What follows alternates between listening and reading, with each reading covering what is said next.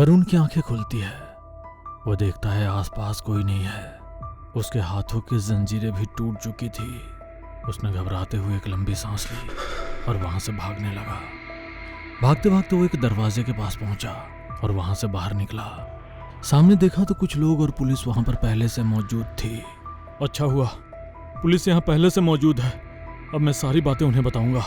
Varun police के पास गया और उनसे बात करने की कोशिश की, मगर ना ही कोई वरुण की बात सुन रहा था, ना ही कोई उसे देख रहा था। तभी वरुण की नज़र एम्बुलेंस की गाड़ी के पास रखी डेड बॉडी की तरफ गई, जो सफ़ेद रंग के कपड़े से ढकी हुई थी। हवा के तेज झोंके से वो कपड़ा डेड बॉडी के चेहरे के ऊपर से हट गया और जैसे ही वरुण ने वो चेहरा देखा, उसके पैरों तले की जमीन खिसक गई, क्योंकि वो डेड बॉडी तो 2 दिन पहले वरुण शाम के वक्त ऑफिस से घर लौट रहा था। वो बहुत थका हुआ था।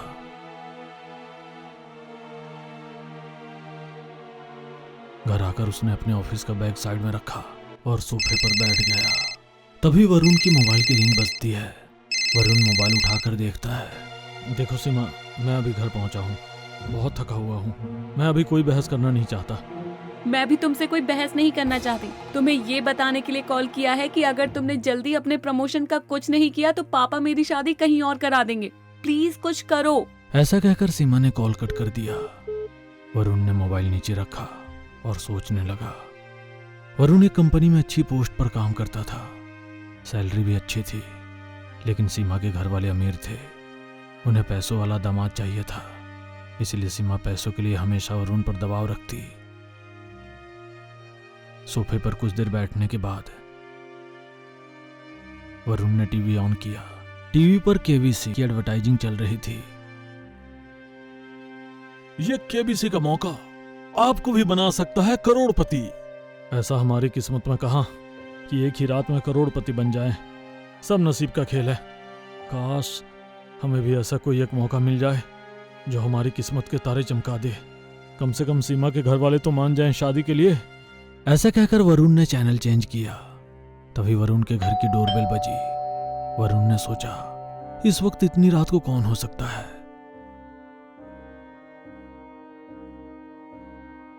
वरुण ने दरवाजा खोला तो सामने एक डिलीवरी बॉय था। उसके हाथ में एक बॉक्स था। बॉक्स को वरुण के हाथ में देते हुए उसने कहा, कांग्रेचुलेशन सर, आप हमारे शो केबीसी यानी कौन बनेगा करोड़पति इस शो में इनवाइट किए गए हैं सर। वरुण बॉक्स को देखता रह गया। उसने जब सामने देखा तो वहां पर कोई नहीं था। उसे लगा शायद डिलीवरी बॉय चला गया होगा। यह सोचकर वरुण ने बॉक्स अंदर लिया और उसे खोलकर देखा। बॉक्स के अंदर एक गिफ्ट था और केबीसी के शो का इनविटेशन कार्ड भी था। इनविटेशन कार्ड पर स्टूडियो का एड्रेस और टाइम लिखा हुआ था। वरुण को लगा शायद उसके साथ कोई मजाक कर रहा है। फिर उसे लगा कि शायद उसका लक अच्छा है कि उसे करोड़पति बनने का मौका मिला है। वरुण मन ही मन बहुत खुश हुआ।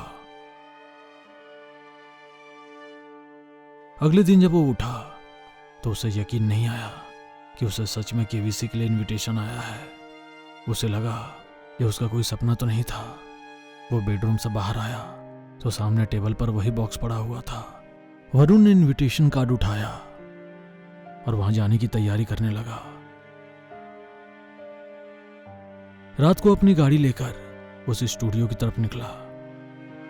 बहुत देर ढूंढने के बाद भी उसे स्टूडियो का एड्रेस नहीं मिल रहा था। एक जंगल के बीच आकर उसने गाड़ी रोक दी और गाड़ी से बाहर आया। उसे आसपास कोई नजर नहीं आ रहा था। तभी उसके मोबाइल पर सीमा का कॉल आया। सीमा, एक बहुत अच्छी खबर है। मुझे केबीसी के शो में इनवाइट किया गया है। मैं अभी वहीं जा रहा हूं। अगर मैं ये कॉन्टेस्ट जीत गया तो हमारी सारी प्रॉब्लम सॉल्व हो जाएगी। तुम्हारे मम्मी पापा भी मुझे अपना लेंगे। करोड़पति दामाद जो मिलेगा उन्हें। अच्छा चलो मैं जा रहा हूँ, कल शाम को मिलते हैं और सारी बातें करते हैं। ऐसा कहकर वरुण ने कॉल कट कर दिया। फिर उसने स्टूडियो के एड्रेस को गूगल मैप में डाला और गाड़ी चलाने लगा। थोड़ी देर में वो उस स्टूडियो के पास पहुंचा। वो गाड़ी से उतरा और स्टूडियो की तरफ बढ़ने लगा। उस जगह बहुत सन्नाटा था। ना कोई शोर, ना कोई लोग, ना कोई मीडिया। यह सब वरुण को बहुत अजीब लगा। अरे ये क्या? मैंने तो सोचा था कि इतना बड़ा शो है तो बहुत सारे लोग होंगे, मीडिया होगी, पर यहाँ तो कुछ भी नहीं है। सच में मुझे इसी शो का ऑफर आया है या किसी ने मेरे साथ मजाक किया है? लेकिन उस बॉक्स में केबीसी का इनविटेशन कार्ड भी तो था। वरुण ये सब सोच ही रहा था कि उसके सामने एक आदमी आ गया जिसने सफेद शर्ट, ब्लैक पैंट और लाल रंग की टाई पहनी थी। Hello Arun sir, welcome. हम आपका ही इंतजार कर रहे थे। तुम कौन हो और मेरा नाम कैसे जानते हो? सर, मेरा नाम सुजय है और मैं इस शो में गार्ड का काम करता हूँ। लोगों को उनकी मंजिल तक पहुँचाता हूँ। मुझे आपको लाने के लिए भेजा है। वरुण बिना कुछ सोचे समझे उसके साथ अंदर चला गया। अंदर स्टूडियो में भी काफी सन्नाटा था। चारों तरफ रोशनी थी पर कोई इंसान नजर नहीं आ रहा था। अरे भाई, यहाँ इतनी शांति क्यों है? कोई नजर नहीं आ रहा हम दोनों के सिवा। और तुम यहाँ पर कितने सालों से काम करते हो? सुजय ने कोई जवाब नहीं दिया। वो बस सामने चलता रहा। वरुण को ये बातें बहुत अजीब लगी। थोड़ी देर चलने के बाद सुजय ने वरुण को एक दरवाजा दिखाया और वहां जाने के लिए इशारा किया। वरुण 2-3 कदम आगे आया और फिर उसने पीछे मुड़कर देखा तो वहां कोई नहीं था। एक पल के लिए जैसे वरुण की सांसें थम सी गई। वो थोड़ा घबरा गया और सोचा कि इतनी जल्दी सुजय कहाँ चला गया। फिर वरुण ने गहरी सांस ली और सारी बातों को नजरअंदाज करके वो दरवाजे की तरफ बढ़ा। जैसे ही वह दरवाजे के पास पहुंचा उसने दरवाजा खोला। अंदर अंधेरा था। वरुण ने आवाज लगाई, कोई है यहाँ पर? हेलो। तभी वरुण के ऊपर एक फ्लैश लगी। Hello mister Varun, welcome. हम आपका ही इंतजार कर रहे थे। आइए आइए। वरुण ने स्टूडियो के बीच में चेयर पर बैठे एक इंसान को देखा जो पीठ के बल बैठा था। वरुण उस इंसान की तरफ बढ़ने लगा। वरुण जैसे ही स्टूडियो के बीच पहुंचा बाकी की सारी लाइट्स ऑन हो गई। आसपास कुछ लोग भी बैठे नजर आए। उसने अपने आसपास के लोगों को देखा। एक कैमरामैन भी था जो कैमरा की ओर आंख जमाए बैठा था। आपका बहुत स्वागत है हमारे इस शो में। मैं आशा करता हूं कि आपको हमारा शो इतना पसंद आएगा कि आप यहां से वापस नहीं जाएंगे। हाँ, शो तो आपका बहुत अच्छा है। ठीक है, फिर तो अब हम ये शो शुरू करते हैं। ऐसा कहकर उसने वरुण को बैठने के लिए कहा और गेम के रूल्स बताने लगा। इस शो में आपको कुछ सवाल पूछे जाएंगे, लेकिन सबसे इम्पोर्टेंट रूल ये है कि आप ये गेम बीच में नहीं छोड़ सकते, क्योंकि ये गेम कौन खेलेगा ये सिर्फ मैं चुनता हूँ। ऐसा कहकर वो जोर जोर से हंसने लगा। उसका इस तरह से बात करना वरुण के दिल में डर बढ़ा रहा था। फिर भी पैसों के लिए वरुण जैसे तैसे मान गया। उसने आसपास बैठे लोगों को देखा। सब लोग चुपचाप बैठे थे। ना कोई किसी से बात कर रहा था, ना कोई हलचल। गेम शुरू हुआ। कैमरामैन ने कैमरा वरुण और एंकर की ओर घुमाया और खेल शुरू हो गया। एंकर ने सवाल पूछना शुरू किया। सो मिस्टर वरुण, बताइए, इन 4 जगहों में से कौन सी जगह भूतिया खंडहर के नाम से जानी जाती है? ऑप्शन 1 भानगढ़ किला, ऑप्शन 2 कुलधरा गांव, ऑप्शन 3 नाहरगढ़ किला, ऑप्शन 4 ये सब ऑप्शन सही है। वरुण ने सोचकर बताया कि सारे ऑप्शन सही हैं। एंकर ने पूछा, क्या हम जवाब को लॉक करें? वरुण ने हाँ में सर हिलाया। वरुण का जवाब सही था। एंकर हंसते हुए बोला। वरुण बहुत खुश हुआ और कम से कम खेल की शुरुआत तो हुई। इसी तरह से खेल आगे बढ़ता चला गया और वरुण सारे सवालों के जवाब सही देता और पैसे जीतता रहा। खेलते खेलते वरुण 25 लाख के सवाल पर आ पहुंचा। वो मन ही मन सारे प्रॉब्लम सॉल्व हो जाएंगे यही सोच रहा था। तभी एंकर ने वरुण से पूछा कि क्या आप आगे खेलना चाहेंगे? वरुण ने ज्यादा पैसों की लालच में हाँ बोल दिया। एंकर ने कहा कि आगे आपको 3 सवाल पूछे जाएंगे और वो सवाल आपकी जिंदगी और मौत को तय करेगी। ये सुनकर वरुण बौखला गया। जिंदगी और मौत तय करेंगे मतलब? आप कहना क्या चाहते हैं? मतलब वही जो तुम सोच रहे हो। अगर तुमने गलत जवाब दिया तो तुम्हारी मौत हो जाएगी। ये बात सुनकर वरुण डर के मारे पसीने से लथपथ हो गया। उसके मुंह से आवाज नहीं निकल रही थी। उसे समझ नहीं आ रहा था कि वो क्या करे। उसने डर कर वहां से भाग जाने का सोचा, लेकिन जैसे ही उसने उठने की कोशिश की तो देखा कि उसके हाथ और पैर कुर्सी से लगी जंजीर से बंधे हुए हैं। मुझे छोड़ दो, मुझे जाने दो, मुझे कोई खेल नहीं खेलना, मुझे कोई पैसे नहीं चाहिए, मुझे बस यहाँ से जाने दो। तुम यहाँ से नहीं जा सकते, तुम यहाँ से नहीं जा सकते। वरुण को अब समझ आ गया था कि वह जिंदगी और मौत के घेरे में फंसा हुआ है। वो चाहकर भी यहाँ से नहीं जा सकता। उसने जैसे तैसे हिम्मत जुटाई और खेलने के लिए तैयार हो गया। खेल शुरू हो गया। एंकर ने सवाल पूछा, जिंदगी क्या है? ऑप्शन ए, अपनी मर्जी से जीना। ऑप्शन बी, दूसरों के लिए जीना। ऑप्शन सी, किसी और के हिसाब से जीना।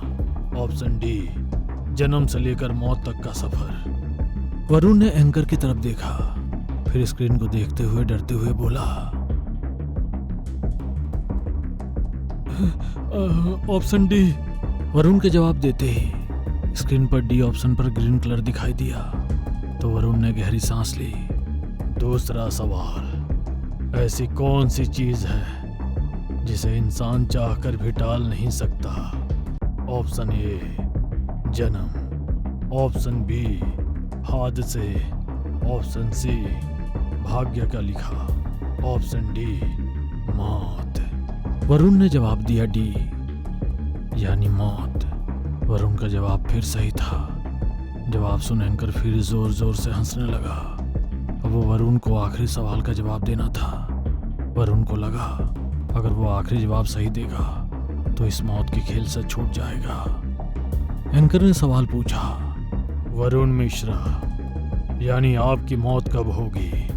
सवाल सुन वरुण के पैरों तले जमीन खिसक गई। डर से उसकी सांसें रुक सी गई। उसने स्क्रीन की तरफ देखा तो 4 ऑप्शन थे। 30 सितंबर 2033, 30 सितंबर 2043, 30 सितंबर 2023, 30 सितंबर 2053। उसने सबसे लास्ट वाला ऑप्शन यानी डी बताया। तभी एंकर जोर जोर से हंसने लगा। वरुण उसका हंसते हुए चेहरे को देखकर डर गया और जैसे ही उसने स्क्रीन की ओर देखा तो वो डर से देखता ही रह गया। उसे कुछ समझ नहीं आ रहा था क्योंकि उसका जवाब गलत था और ग्रीन कलर आज की तारीख यानी 30 सितंबर 2023 पर था। और वरुण ने जैसे ही सामने देखा तो सामने का नज़ारा बिल्कुल बदल गया था। वरुण के सामने बैठे आदमी की आंखें लाल हो गई थी और आंखों के घेरे में चारों तरफ गहरे घाव थे। आसपास बैठे सारे लोगों की और कैमरामैन की आंखें भी लाल हो गई। वरुण कुछ सोच और समझ पाता उससे पहले ही सामने बैठे एंकर ने हवा में उड़ते हुए वरुण के ऊपर छलांग लगाई। वरुण को कल रात की सारी बातें याद आ गई थी। वो जान चुका था कि उसकी मौत हो चुकी है और वो भी अब बाकी सब आत्मा की तरह एक भटकती आत्मा बन गया है। समझ नहीं आ रहा ये सब कैसे हो रहा है। पिछले 1 साल से हर महीने इस स्टूडियो में किसी न किसी की मौत होती है। वरुण की मौत का राज तो पता चल गया, लेकिन केबीसी के इस खेल का राज अभी भी राज ही है।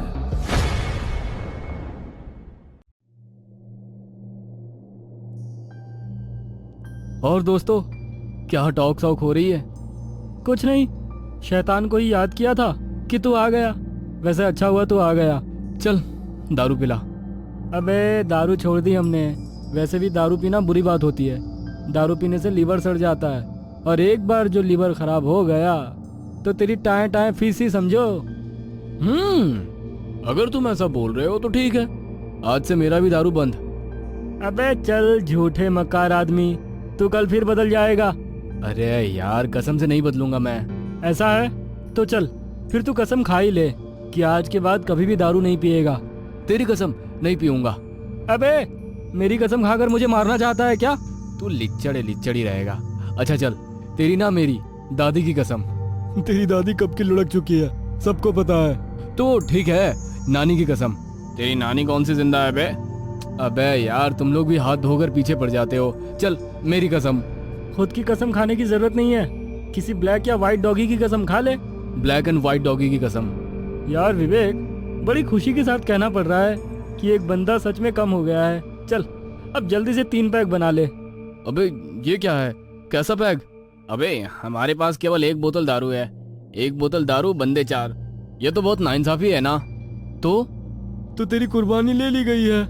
अबे भाड़ में गई ऐसी कुर्बानी, भाड़ में गया ब्लैक एंड व्हाइट डॉगी। मेरा भी पैक बनाओ बस। हंसी मजाक बहुत हो गया, अब बोलो कहाँ चलना है? हम मेरे मामा के बंगलो चल रहे हैं, चाबी साथ लाया हूँ।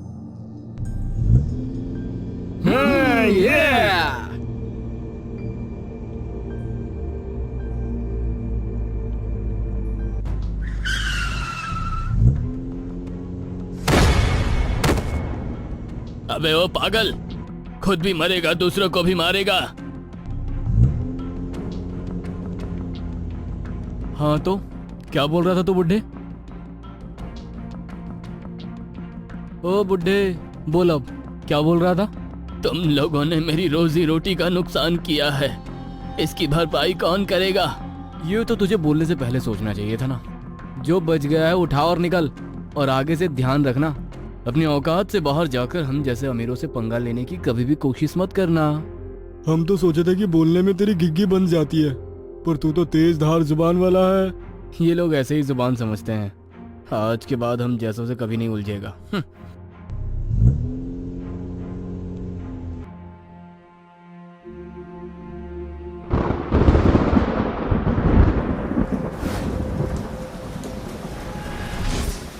तुम अमीर लोगों ने आज एक गरीब को दर्द दिया है, अब परमात्मा तुम लोगों को सबक सिखाएगा।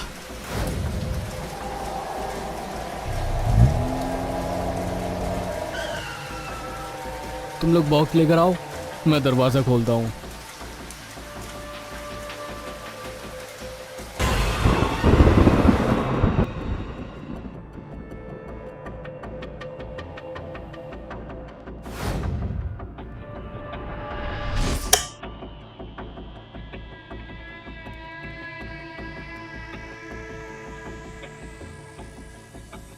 तो दोस्तों ड्रिंक पार्टी शुरू करें, बॉक्स खोलें। आशीष चखना कहाँ रखा है? ओह शिट, सॉरी यार, मैं चखना लाना तो भूल ही गया। तेरा हर बार का यही रोना है। कोई ना, भूल चूक हो जाती है। विवेक तू म्यूजिक चालू कर, मैं चखना ऑर्डर करता हूँ। लेकिन इतनी रात को चखना कौन लेकर देगा? पिज्ज़ा वाला, एक वही है जो इतनी रात को चखना ला सकता है। Hello pizza hub. Yes sir, बोलिए। जी मुझे क्रॉस रोड बंगलो नंबर 8 में एक पिज्ज़ा चाहिए। ओके सर, आपका ऑर्डर 15 मिनट में मिल जाएगा। सर क्या आप मेरी डिलीवरी बॉय से बात करवा सकते हैं? जी श्योर। दिनेश लाइन पर आओ। यस सर, मेरा नाम दिनेश है। कहिए। दिनेश मेरे भाई, मेरी एक बात ध्यान से सुनना। जो पिज्ज़ा तू हमारे लिए लेकर आने वाला है ना, वो चाहे तू ही खा लेना, पर तू बस हमारे लिए चखना का अरेंजमेंट कर दे। उसके पैसे ले जाना, अलग से 500 की टिप भी ले जाना। Okay sir.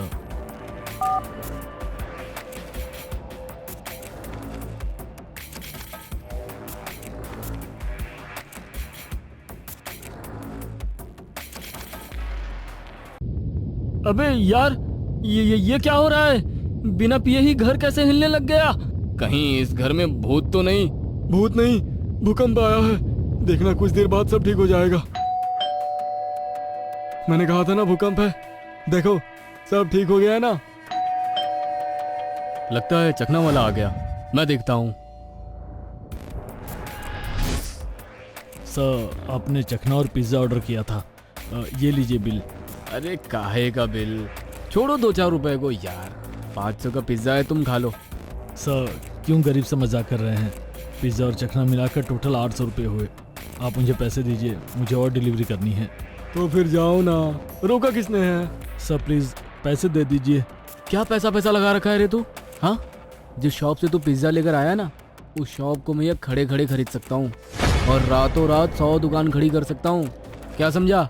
सर आपको जो खरीदना है खरीद लीजिए, जो बनाना है बनाइए, लेकिन फिलहाल 800 रुपये दे दीजिए। तुझे 800 रुपए चाहिए? आजा अंदर, मैं देता हूँ। बचाओ बचाओ।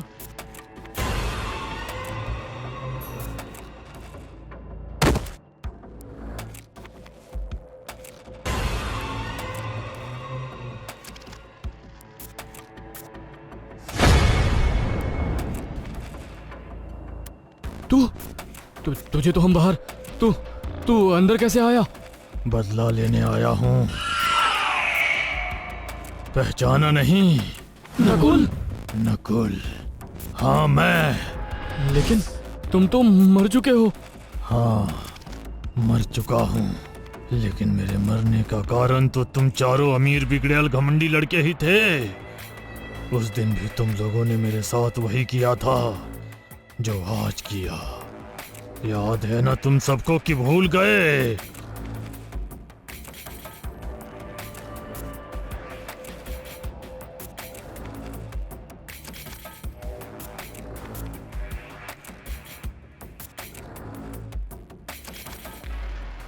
बचाओ।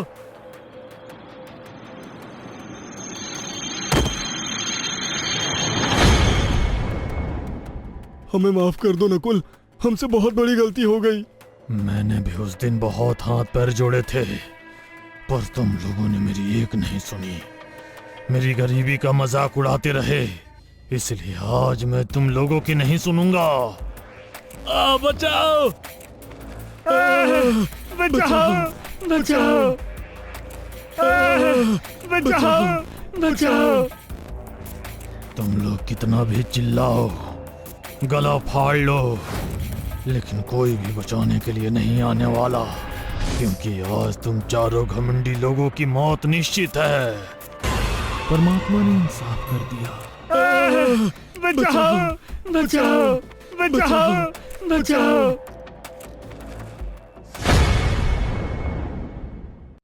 ये कहानी है जमशेदपुर की। जमशेदपुर में एक झुमरी महल था, जिसे लोग भूतिया महल के नाम से भी जानते थे। वहाँ के लोगों का कहना है कि झुमरी महल में किसी औरत का साया छत पर घूमता है। यहाँ तक कि लोगों को चिल्लाने की आवाज़ भी आती है, जिस वजह से लोग 8 बजे के बाद झुमरिया महल के आसपास भी नहीं जाते थे। फिर कुछ सालों बाद झुमरिया महल में एक घटना घटी। 3 लोग अपनी कार से जा रहे थे, पिंटू, राजू और रानी। ये लोग अपना रास्ता भटक गए। पिछले 1 घंटे से सही रास्ता ढूंढ रहे थे। रात होती ही जा रही थी। तभी राजू की गाड़ी को झटका लगा और झुमरी महल के सामने आकर गाड़ी रुक गई। गाड़ी बंद हो गई। क्या यार, पूरा प्लान चौपट कर दिया। वाओ, देखो क्या महल है। मैं तो बोलती हूँ इसी महल में रुक जाते हैं। पागल है क्या? कितना डरावना लग रहा है। फट गई क्या? मेरी मेरी मेरी मेरी क्यों फटेगी? अरे चलो, यहाँ रुकना है ना, तो यहीं रुकते हैं। मुझे तो ये महल डरावना नहीं बल्कि रोमांटिक लग रहा है। ऐसे पुराने महल में रोमांस करने का अलग ही मजा है। धत। अगर अब तुम दोनों लव बर्ड्स की बातें खत्म हो गई हो तो अंदर जाकर देखें। तीनों महल की ओर बढ़ते हैं। मेन गेट से अंदर आते ही गेट बंद हो जाता है। ये देखकर पिंटू डर के मारे कांपने लगता है। तुम लोग अंदर जाओ, मैं थोड़ी देर में आता हूँ। ये तेरा ससुराल नहीं है, ऐसे अकेले कहाँ जा रहा है? सुसु करने। वहां भी साथ आओगे क्या? जा जा। राजू और रानी एक कपल थे जिनकी बहुत जल्द शादी होने वाली थी। पिंटू दोनों का क्लोज फ्रेंड था। पिंटू झाड़ियों के बीच चला गया पेशाब करने। तभी उसका ध्यान सामने की ओर गया। तभी उसे दिखाई दिया कि एक परछाई छत पर घूम रही थी। अब उसका डर और बढ़ गया। वो दौड़ते हुए अपने दोस्तों के पास गया। यहाँ महल के अंदर राजू और रानी मेन हॉल में पहुंच चुके थे। उन्हें दिखाई देता है कि पिंटू पहले से सोफे पर बैठा है। अबे कमीने, तूने तो हमें डरा ही दिया। इतनी जल्दी अंदर कैसे आ गया? पिंटू कुछ नहीं बोलता है, वो वहीं बैठा रहता है। राजू और रानी महल की सीढ़ियां चढ़ने लगे और उन्हें बिल्कुल भी अंदाजा नहीं था कि जो सोफे पे बैठा है वो पिंटू नहीं बल्कि कोई और है। सोफे पर बैठा पिंटू उन दोनों को घूरता जा रहा था। रानी, एक किस तो दे। हाथ छोड़, कोई देख लेगा। यार यहाँ कौन देखेगा? भूल मत, यहाँ पिंटू भी है। किस विश शादी के बाद। यार कम से कम एक हक तो दे। रानी राजू को गले लगाती है। रानी की नजर पिंटू पे जाती है। पिंटू रानी को डरावनी नजरों से देख रहा था। पिंटू की आंखें लाल हो चुकी थी। रानी जोर जोर से चिल्लाने लगी। क्या हुआ रानी? रानी पिंटू की तरफ इशारा करती है। राजू उस तरफ देखता है पर वहां कोई नहीं होता। राजू पीछे मुड़ता है तो रानी भी गायब हो गई होती है। रानी, रानी! राजू यहां वहां रानी को ढूंढ रहा है और ढूंढते हुए छत की ओर बढ़ता है। छत पर राजू की नजर रानी पर जाती है। वो गिरने ही वाली होती है कि राजू उसे पकड़ लेता है। तू पागल है?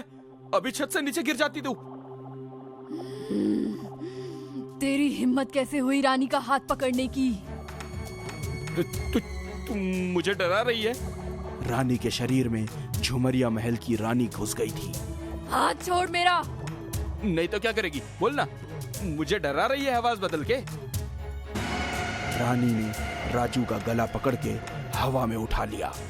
राजू का दम घुटने लगा।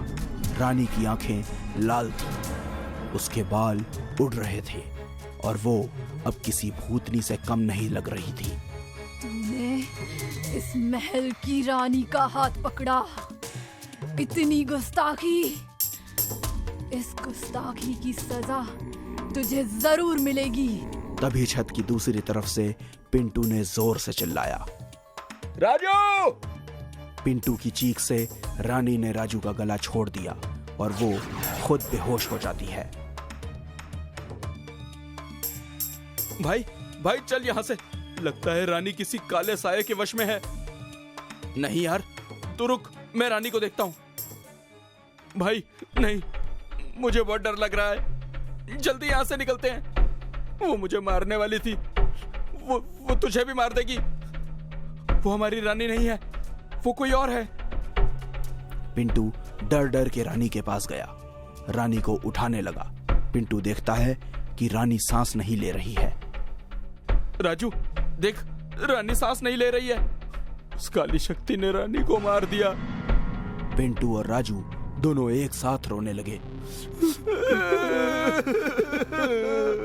तभी छत का दरवाजा अपने आप जोर जोर से पटकने लगता है।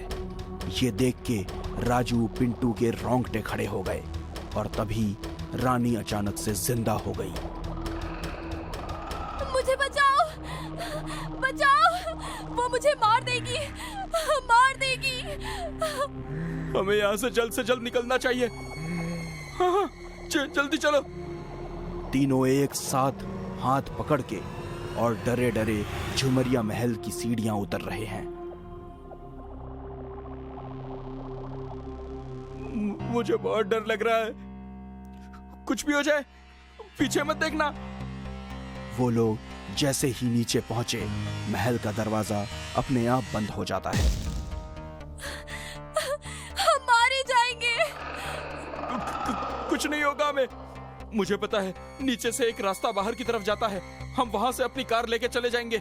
शांत रहो, शांत रहो। नहीं, वो काला साया हमें मार देगा। अभी भी कुछ नहीं बिगड़ा है, हम बच सकते हैं। हमें कोशिश करनी चाहिए। पिंटू सबको महल के पिछले दरवाजे से बाहर ले जा रहा था। उन्हें पता नहीं था कि उनका पीछा काला साया कर रहा था। तीनों सही सलामत महल के बाहर पहुंच गए। तभी वो काला साया रानी के पैर पकड़ के खींचने लगा। बचाओ, बचाओ, बचाओ। पिंटू और राजू पीछे मुड़े बिना ही रानी को अपने साथ खींचकर कार की ओर ले गए। जैसे तैसे वो लोग झुमरिया महल के गेट के बाहर निकले। तुम लोग कार में बैठो, कार में चलाता हूं। कार स्टार्ट नहीं हो रही थी। झुमरिया महल से हर तरह की आवाजें आ रही थी। हंसने की, रोने की, चिल्लाने की। हर तरफ से इतना शोर होने के चलते राजू के कान से खून निकलने लगा और तभी कार स्टार्ट हो गई। हम बच गए, भगवान का शुक्र है। कार चलती जाती है। कार के साइड मिरर में दिखाई देता है महल के झाड़ियों में पिंटू की लाश पड़ी होती है। तू तो बोल रहा था तुझे कार ड्राइव करने नहीं आती है। फिर पिंटू ने अपना सर